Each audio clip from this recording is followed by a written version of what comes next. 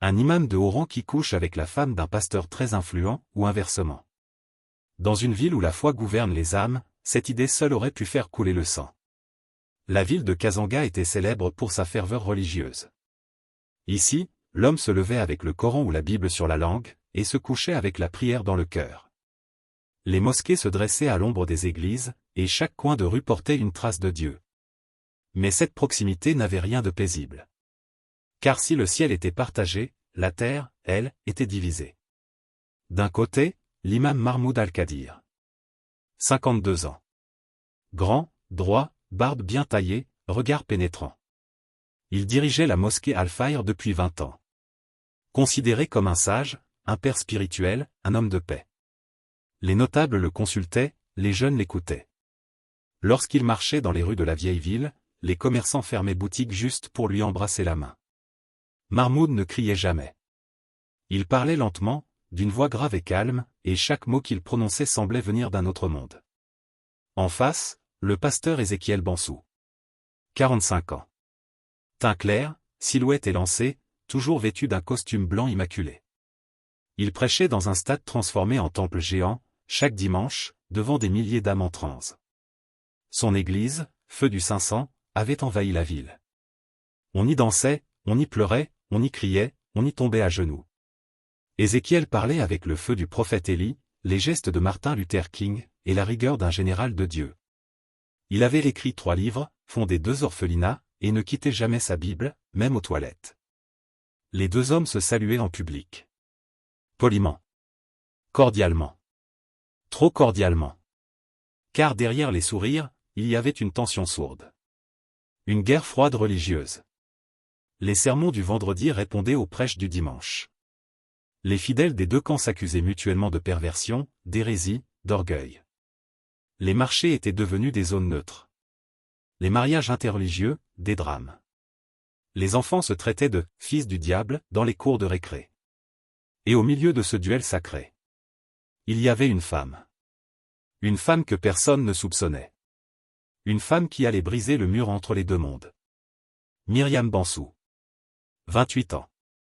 L'épouse du pasteur Ézéchiel. Elle n'avait pas grandi dans la foi.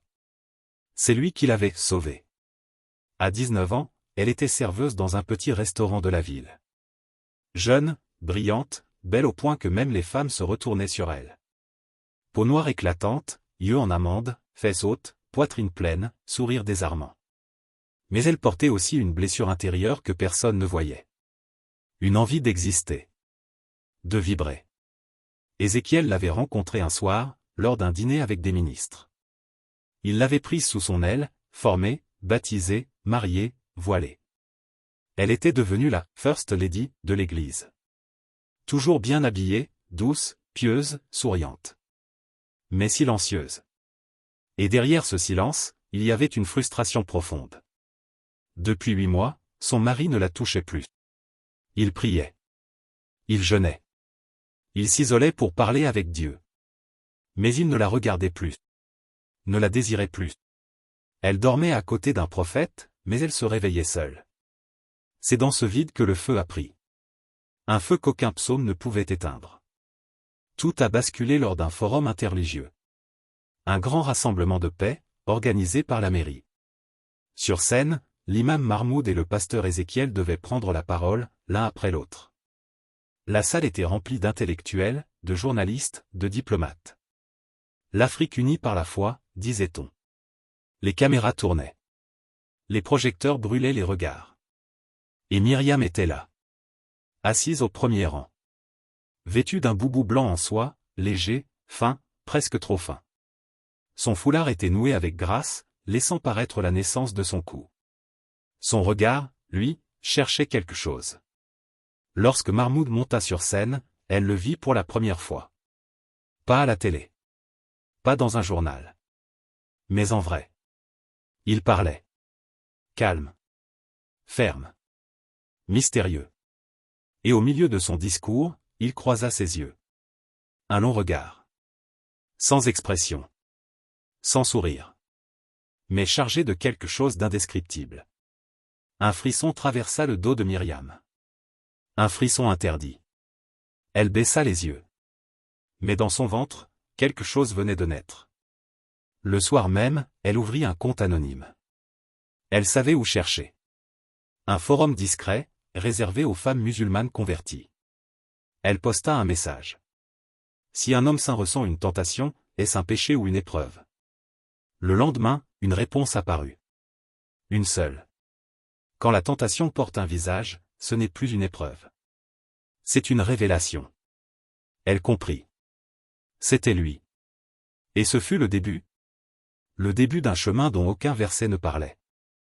Ce qui devait être un simple frisson devint un fleuve. Un fleuve qui déborda toutes les digues de la morale. Le message de l'imam Mahmoud à Myriam ne portait ni nom ni photo. Mais elle savait.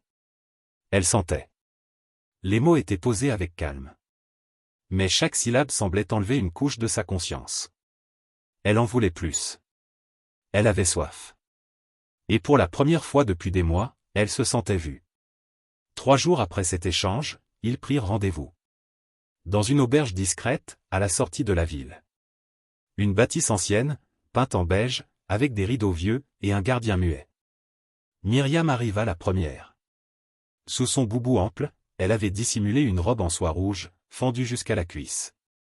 Elle portait un parfum oriental, sucré, animal. Ses ongles étaient vernis. Elle n'était pas là pour prier. Lorsque Mahmoud entra, il la regarda. Et pour la première fois depuis 30 ans de ministère, il oublia Dieu. Il oublia les sourates. Il oublia la Houma. Il ne vit qu'elle. Elle, et le péché qui l'attendait. Ils ne parlèrent pas beaucoup. C'était un silence lourd, moite, brûlant. Elle se mit debout, enleva son foulard, très lentement, puis son boubou. Et lorsqu'il posa la main sur sa hanche, elle ne frissonna pas de peur. Mais de désir. Ils firent l'amour comme 2 affamés. Il n'y avait ni prière ni pudeur. Il y avait des soupirs, des râles, des ongles sur la peau, des morsures de plaisir. Elle chevauchait son imam comme une bête sacrée. Il murmurait « Ya Allah » entre 2 coups de rein, mais ne s'arrêtait pas. Et quand elle cria son orgasme, elle ne prononça aucun nom. Mais elle pleura. De joie. De libération. Ce n'était pas qu'un corps. C'était une revanche. Une renaissance. Et elle en redemanda. Elle lui dit, à la fin, dans un souffle chaud. Je t'ai attendu toute ma vie, mon prophète secret. Mahmoud, haletant, répondit. Tu es ma Kaaba charnelle. Et je suis ton pèlerin maudit. Et ce ne fut que le premier vendredi. Les semaines suivantes, ils s'y rendirent à chaque Djouma. Chaque prière du vendredi devenait une montée. Et chaque nuit qui suivait, un effondrement. Elle venait toujours avec un boubou ample, cachant de la lingerie fine. Parfois, elle ne mettait rien en dessous. Elle voulait le rendre fou. Et il l'était. Elle le montait. Le caressait. L'embrassait de partout. Elle connaissait son corps comme une récitation interdite. Elle suçait son doigt pendant qu'il récitait la Fatiha à l'envers. Elle voulait le faire tomber. Et lui, il ne résistait plus. Et pendant ce temps, le pasteur Ézéchiel jeûnait. Il dormait sur le carrelage. Il faisait des veillées. Il priait pour que Dieu protège la ville des démons de la tentation. Mais le démon avait déjà pris forme, et elle portait son nom de famille. Myriam, elle, aimait ça. Elle aimait cette sensation d'être profanée, puis purifiée par une autre foi. Elle aimait faire l'amour avec un imam, pendant que son mari prêchait la sanctification. Elle aimait gémir en cachette, pendant que la ville chantait des psaumes.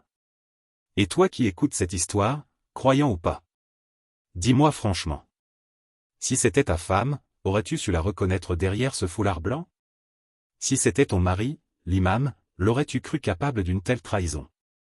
Est-ce que la religion suffit à calmer les pulsions de la chair? Est-ce que les mariages sacrés peuvent survivre sans désir? Réponds-moi en commentaire. Je veux savoir ce que tu en penses, vraiment. Et si toi aussi tu sens que cette histoire va trop loin, que ce feu ne va pas s'éteindre, alors abonne-toi dès maintenant. Car la suite est encore plus grave, encore plus sulfureuse, encore plus choquante. On ne juge pas ici. On écoute. On observe. Et on réfléchit. Ce n'est que le début. Chaque vendredi, après la prière du Djouma, l'imam Mahmoud quittait la mosquée d'un pas lent, les mains jointes derrière le dos, comme à son habitude. Il saluait les anciens, bénissait les enfants, citait un verset à voix basse. Il était calme, posé, irréprochable. Mais dès qu'il franchissait le portail, tout changeait. Il montait dans une vieille voiture banalisée, conduite par un homme muet qu'il payait depuis des années. Et il allait rejoindre Myriam, dans cette auberge poussiéreuse, située au fond d'un chemin de sable, à côté d'un ancien cimetière. Chaque semaine, elle changeait de parfum. Un vendredi, c'était vanille boisée. L'autre, encens épicé. Elle voulait que chaque péché ait sa propre odeur. Elle ouvrait toujours la porte avant qu'il ne frappe. Et à peine entré, il devenait autre. Il n'était plus imam. Il devenait bête. Homme. Amant. Pèlerin du plaisir. Elle le recevait sans rien sous sa robe, le poussait sur le lit, lui enlevait sa tunique, embrassait son ventre, puis descendait doucement jusqu'à son sexe. Et là, dans cette chambre aux murs sales, un homme de Dieu oubliait chaque verset. Et chaque vendredi, elle le faisait jouir avec une ferveur qui dépassait toute prière. Mais cette passion secrète commença à produire des conséquences étranges. Un soir, alors qu'il priait seul à la mosquée, Mahmoud entendit une voix d'enfant dire « Imam, ton dos est sale. » Il se retourna. Il n'y avait personne. Mais quand il rentra chez lui et ôta sa tunique, son dos était couvert de marques rouges, comme des griffures. Il pensa à une attaque mystique. Il jeûna 3 jours. Mais le vendredi suivant, il retourna quand même la voir. Et cette fois, elle l'attacha avec son voile, le chevaucha violemment, lui cracha sur le torse en murmurant « Tu es à moi. Pas à Dieu. » Il la laissa faire. Il gémit. Il pleura de plaisir. Ce jour-là, une panne d'électricité frappa toute la ville pendant 17 minutes, à la seconde même où il jouissait. Les habitants parlèrent de surcharge. Mais un vieil homme du quartier déclara « C'est le souffle des démons qui ont ouvert la bouche d'un imam. » Personne ne le prit au sérieux. Mais 3 jours plus tard, un muezzin de la mosquée tomba malade, sans fièvre ni cause identifiable. Il répétait dans son sommeil. L'imam a trahi l'appel. De son côté, Myriam aussi changeait. Elle devenait plus belle, plus charnelle, plus insolente. Un jour, elle se présenta à l'église avec une robe blanche si serrée que même les femmes baissèrent les yeux. Une fidèle murmura. Elle n'est plus une épouse. Elle est une offrande. Et ce n'était pas qu'une métaphore. Car Myriam commença à avoir des visions très précises. Un rêve revint plusieurs fois. Elle et Mahmoud faisaient l'amour au milieu d'un désert, et au-dessus d'eux, un croissant de lune en feu tournait autour d'une croix noire suspendue dans le ciel. Un autre jour, en pleine prière, elle pria à haute voix. Au nom de Jésus, et de Mahomet, Amen. Tout le monde s'arrêta. Le silence fut glacial. Mais Ézéchiel, son mari, n'esquissa aucun geste. Il la regarda, puis se leva pour continuer la prédication, comme si rien n'avait été dit. Mais ce soir-là, il ne rentra pas à la maison. Et pendant 3 jours, il fut injoignable. Pendant ce temps, Myriam continua à aller à l'auberge.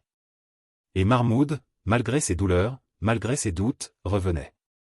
Un vendredi, après une session particulièrement torride où elle l'avait fouetté avec sa propre ceinture, ils s'endormirent nus, épuisés. À minuit, ils furent réveillés par des bruits de pas sur le toit. Mahmoud sortit en courant, nu, un couteau en main. Mais sur le toit, il trouva un mouton noir, assis, immobile, qui le fixait. Il n'y avait aucun accès pour qu'un mouton grimpe là. Et lorsqu'il fit le signe du takbir, l'animal se jeta dans le vide, et disparut avant de toucher le sol. Il ne dormit pas de la nuit. Et pourtant, le vendredi suivant, il retourna dans cette même chambre. Et cette fois, Myriam lui demanda quelque chose de nouveau. Elle le fit s'asseoir. Elle mit de l'encens dans une calebasse, ferma les rideaux, et se déshabilla lentement. Puis elle sortit un verset écrit à la main sur une peau d'animal. « Je veux qu'on le brûle ensemble, pour qu'il reste rien entre nous et Dieu, dit-elle. » Ils mirent le feu à ce verset. Et à cet instant, une voix se fit entendre dans le mur. « Vous n'êtes plus seul. » Mahmoud cria. Myriam ne réagit pas. Elle le regardait comme si elle venait de naître. Et cette nuit-là, ils firent l'amour dans un silence absolu. Un silence tellement épais que même le lit ne grinçait plus. Depuis ce soir où ils avaient brûlé un verset dans une chambre d'auberge. Rien n'était plus pareil. Le plaisir, oui, continuait. Mais autour de leur passion, l'air semblait chargé. Comme si chaque souffle qu'ils prenaient devenait un blasphème vivant. Mahmoud avait cessé de sourire. À la mosquée, ses prêches devenaient confus. Il inversait les sourates. Il citait Jésus à la place de Mohammed. Un jour, il déclara en plein sermon. Quand on aime une femme avec tout son être, c'est comme aimer Dieu. Les anciens l'ont fixé. Les jeunes ont baissé la tête. Mais personne n'a osé parler. Pas encore. Chez Ézéchiel aussi, les choses bougeaient. Le pasteur était devenu encore plus mystique, encore plus intense, presque comme s'il pressentait quelque chose. Il organisait des veillées spéciales contre les esprits de séduction. Il imposait les mains sur les ventres des femmes mariées. Il pleurait pendant ses sermons. Mais il ne touchait toujours pas sa femme. Il priait. Il criait. Il jeûnait. Et Myriam, elle changeait. Son regard n'était plus le même.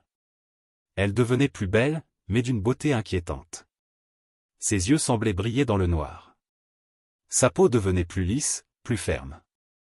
Un soir, alors qu'elle sortait de la douche, elle se regarda dans le miroir.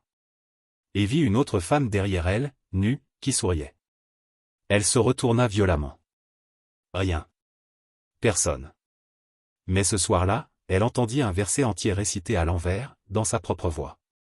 Elle appela Mahmoud. Elle le supplia de la voir immédiatement. Ils se retrouvèrent à l'auberge. Et cette nuit-là, ils firent l'amour sans arrêt pendant plus de 3 heures. Mahmoud saignait du nez. Elle, haletante, lui murmura. « Je ne suis plus une épouse. Je suis un feu. » Et le feu s'étendait. 3 femmes de l'église dirent avoir vu Myriam flotter légèrement pendant une prière. Une vieille du quartier jura que son ombre ne touchait plus le sol.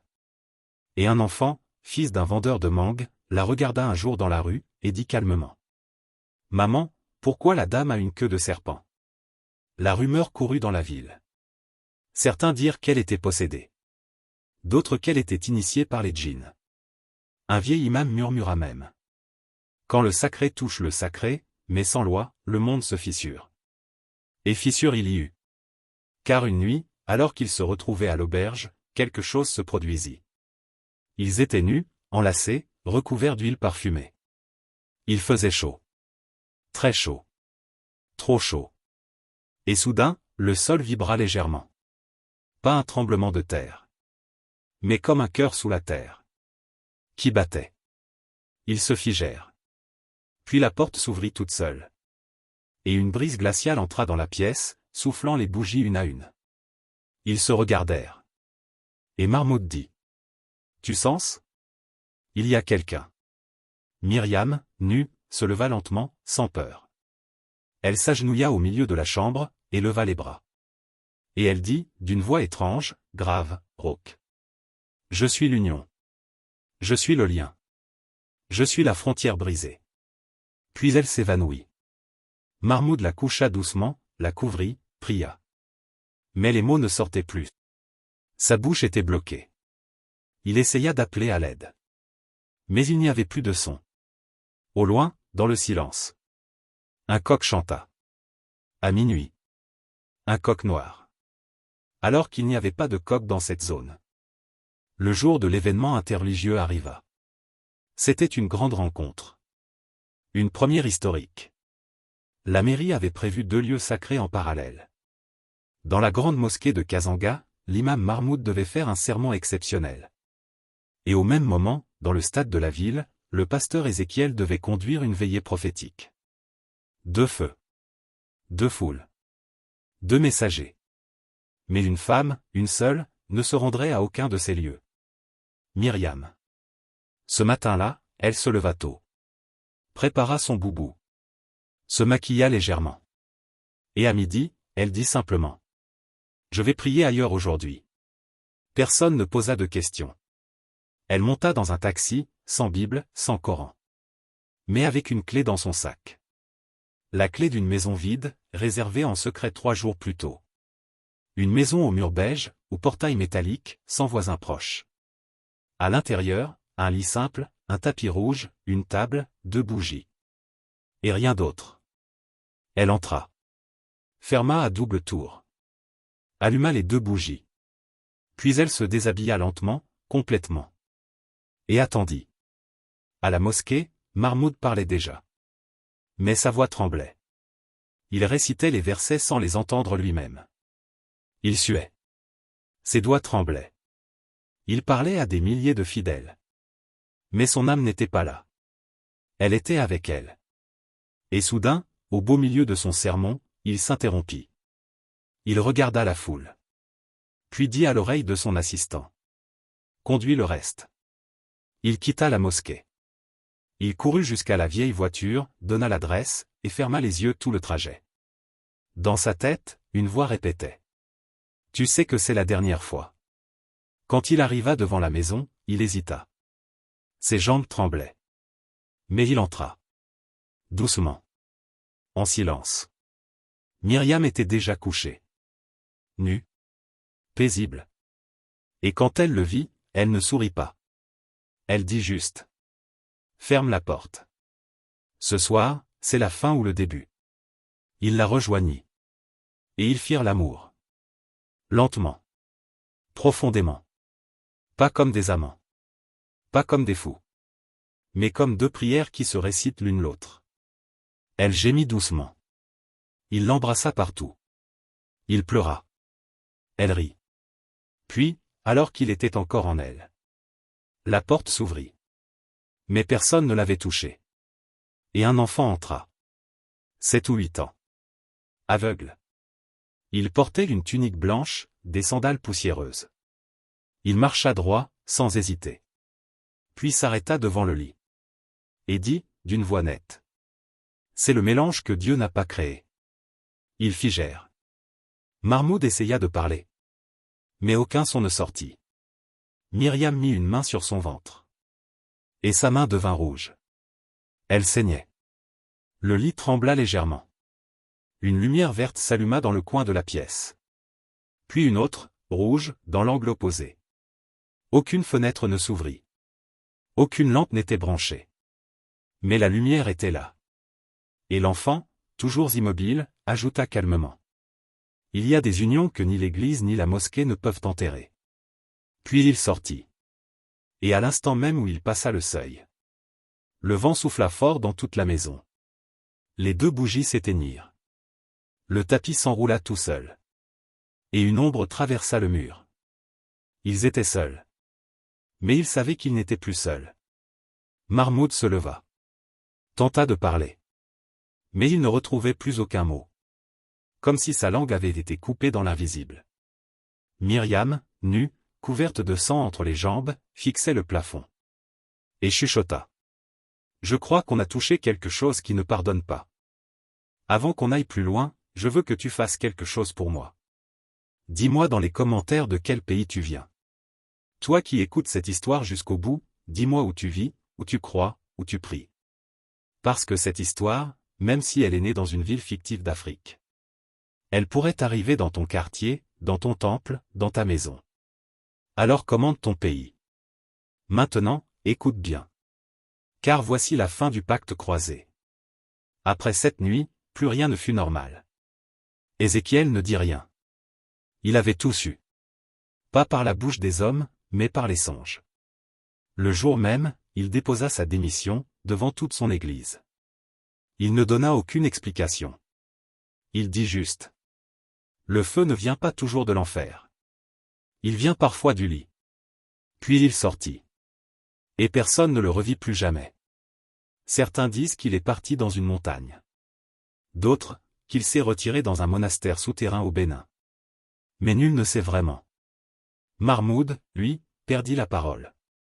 Il ne pouvait plus parler. Pas un mot. Pas un son. Son regard était vide, fixe, tremblant. Il s'asseyait dans la mosquée, tous les jours, de l'aube à la nuit. Muet. Certains enfants venaient lui embrasser la main. Mais il ne réagissait pas. Il priait sans son. Un vieil imam déclara.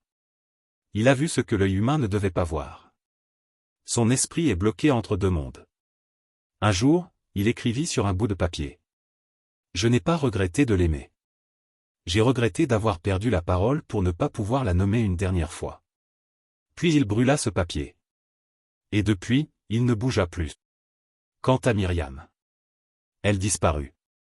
Certains disent qu'elle s'est réfugiée dans le désert du Nord, dans une vieille cabane abandonnée, proche des zones où les djinns errent selon les griots. D'autres racontent qu'elle a été vue à minuit dans une gare abandonnée, en train de parler à un chien qui la regardait comme un prêtre regarde un autel. Mais les rumeurs les plus puissantes disaient: elle parle désormais aux anges. Et aux djinns. Elle est ni vivante, ni morte. Elle est entre les deux. Un jour, un voyageur déclara avoir trouvé une femme assise seule dans le sable. Elle avait la peau éclatante, les yeux dorés, et récitait une prière qui mélangeait la Bible et le Coran. Quand il l'approcha, elle lui dit: tu es trop pur pour entendre ce que j'ai entendu. Trop impur pour survivre à ce que j'ai vu. Puis elle disparut. Mais attends. Ce n'est pas tout. Car quelques mois plus tard, dans le quartier de l'auberge, un petit garçon aveugle, le même enfant qui les avait vus, fut retrouvé un matin, debout, en train de prêcher devant une foule d'enfants. Il récitait des versets que personne ne lui avait enseignés. Il parlait d'un nouveau lien, d'une nouvelle lumière. Il disait que Dieu avait brisé les murs entre les livres, pour punir ceux qui jouaient avec le feu sacré. Et il termina son discours par une phrase que tous retinrent. Ce qui a été uni sans loi, sera séparé sans paix. Et depuis ce jour, la ville de Kazanga n'est plus la même. Les mosquées sont vides plus tôt. Les églises ferment à la tombée du jour. Les prières sont plus lentes. Les regards plus méfiants. Comme si le ciel, lui-même, avait averti. Et peut-être qu'il l'a fait. Peut-être que cette histoire n'était pas qu'une passion. Peut-être que c'était une guerre mystique. Un pacte invisible. Un appel à l'ordre, dans un monde devenu trop arrogant avec le sacré. Et maintenant, toi. Tu en penses quoi? Si tu es arrivé jusque-là, prends un instant pour écrire ton avis. Est-ce que tu crois que le plaisir charnel mérite un tel prix?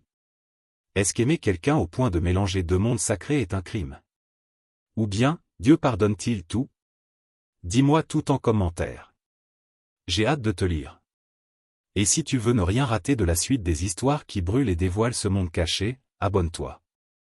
Je te promets, tu ne seras pas déçu.